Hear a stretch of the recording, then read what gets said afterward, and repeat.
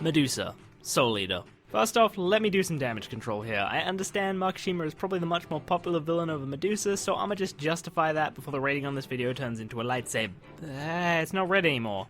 Oh, YouTube, you have gone too far this time. Medusa is a powerful witch who's one of the main antagonists in Soul Eater. In terms of motivation, well, she believes in science, which is all the motivation you need to be evil. What I'm saying is that as a scientist, she believes in the idea that because of ethics, the evolution of science has been stuck in stasis. It's short, it's simple, it's solid. Welcome aboard the SSS. I don't know why I scripted this. It's not as complicated as Makishima, but I'm not sure if that necessarily makes Makishima deeper. Then again, Makishima wins points for explaining exactly why he has the motivation in the first place, so points to Maki-Poo on that one. Oh, that is so how I'm referring to all serial killers from now on. Medusa is also ridiculously smart and manipulative, and as the story goes on, she ends up using her smarts to control even the struggles between other characters so that she can profit from them. I mean, Makishima was smart, but it was never shown to the same degree as Medusa. Although Medusa isn't as distinctive, she's got a somewhat generically evil, sly personality to her, so superficial features are about equal.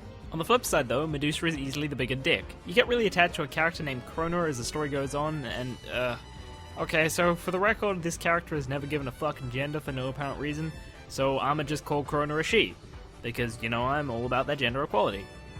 You sluts. So Krona actually starts off as an antagonist, but basically only because of Medusa. Her own fucking mother forced her into that position. Our main character Maka befriends and helps her, and you really become invested in little Krona. Now, Medusa, motherfucking Medusa, tortures this girl, abuses her role as mother to make her betray her friends. Literally the only reason she had a child was for her own experiments. Holy shit. This character is fucking heartless, you've just got to resent her. Hell, somewhere along the line in the story, she actually steals and possesses a little girl's body. Hey, I see you there. Second last thing about Medusa. Do you remember when I talked about Molly and said she was the only humanized character? I lied.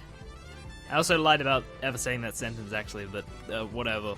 My counter-argument is shut up. Anyway, Soul Eater wasn't afraid to treat Medusa like a human. There are a lot of scenes where you really get to see what Medusa is like away from her master plan, and there's one amazing scene in particular where she takes part in the comic relief, and I love it. She just feels so much more like a real human being. Hell, she even seems capable of love to some extent. Of course, with all this stuff, it would seem like by my own logic, Medusa is the better villain, right? Well, unfortunately, she has a pretty underwhelming conclusion. Ever heard of the phrase Chekhov's gun? I know it really only applies to things, like props, but it's the same core reason. Medusa is built up as super smart with a huge master plan, but it just doesn't come to fruition. She just kinda dies. I'm sure it's probably different in the manga, but the anime, meh. Now, one last thing. I've used quite a few of my own terminology as I've gone through this list, and I've been using it to compare everything. Medusa has something that I haven't really pinpointed to some sort of exact meaningful terminology. When I was talking about Bellamy and him being punched in the face, I referred to it as a high impact moment. It's basically just a powerful scene that's either awesome or has a lot of emotion in it. I'm sure there's a lot more to learn about how they work, and it's probably different for each scene, but I'm just referring to strong scenes like this that said antagonist was integral to. Medusa has one of these. There's one scene where she just shows up to the DWMA, which is sort of like the main place of Soul Eater, where she knows she'll get detained from just being there, and she just straight up surrenders with a huge smirk on her face because it's all part of her master plan. It's good.